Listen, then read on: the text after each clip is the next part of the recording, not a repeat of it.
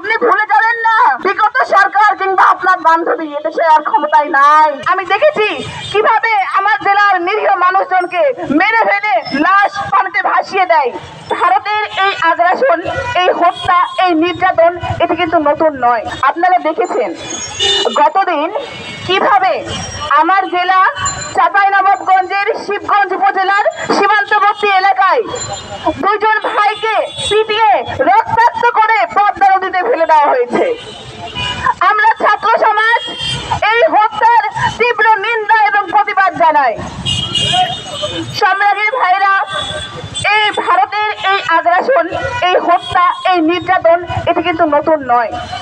স্বাধীনতার পর থেকেই আমরা দেখেছি ভারত কিভাবে বাংলাদেশ সীমান্তে পাখির মতো গুলি করে হত্যা করেছে শত শত বাঙালি জনগণকে।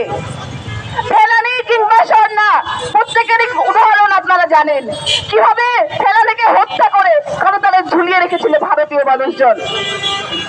এই বিএসএফ যেদিন ফেলানিকে ঝুলিয়ে রেখেছিল কতদারে, সেদিন শুধু ফেলানিকে ঝুলায়নি, বাংলাদেশের স্বাধীনতা এবং সার্বভৌমত্বকে ঝুলিয়ে রেখেছিল।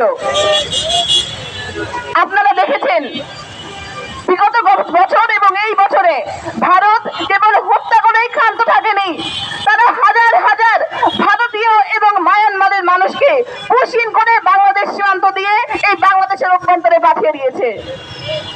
চাঁপাইনবাবগঞ্জ সীমান্তে, আমি যেহেতু চাঁপাইনবাবগঞ্জের মেয়ে, আমি দেখেছি কিভাবে আমার জেলার নিরীহ মানুষজনকে মেরে ফেলে লাশ পানিতে ভাসিয়ে দেয়।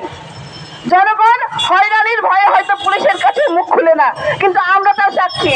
আপনি দাদাগিরি দেখাতে আসবেন না, ভারতের দাদাগিরি আমরা ছাত্র সমাজ মেনে নেব না। আপনি ভুলে যাবেন না সেই বিগত সরকার কিংবা আপনার বান্ধবী এদেশে আর ক্ষমতায় নাই। এই নতজান পররাষ্ট্রনীতি এদেশে আর চলবে না। আপনি এই বাস্তবতা মেনে নেন, আপনার সেই দাদাগিরি ফলানো এখন আর চলবে না। প্রিয় ভাই এবং বোনেরা, আমরা আশা করেছিলাম এই 24-এর গণ অভ্যুত্থানে হাজারো মানুষের প্রাণহানি এবং সহস্র মানুষের অঙ্গহানির পরে যে ইন্টারিম সরকার আমরা পেয়েছিলাম, আমরা ভেবেছিলাম এই ইন্টারিম সরকার অত্যন্ত দক্ষতার সাথে এই সীমান্ত হত্যাকাণ্ড বন্ধ করবে, কিন্তু আমরা বারবার হতাশ হয়েছি। এই ইন্টারিম সরকার একটা মেরুদণ্ডহীন প্রশাসনের মতো তাদের ক্ষমতা দেখিয়েছে, তারা কিছুই করতে পারে নাই। ইন্টারিমের প্রতি আমরা তীব্র ঘৃণা জানাচ্ছি। পররাষ্ট্র মন্ত্রণালয় কি করেছে? এই যে হত্যাকাণ্ডগুলো ঘটে গেল, তারা কি কোনো ব্যবস্থা নিয়েছে? তারা কি কোনো তদন্ত করেছে?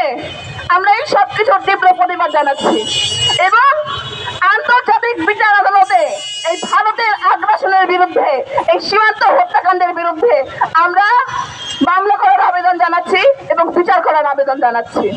সবাইকে ধন্যবাদ। ইনকিলাব জিন্দাবাদ।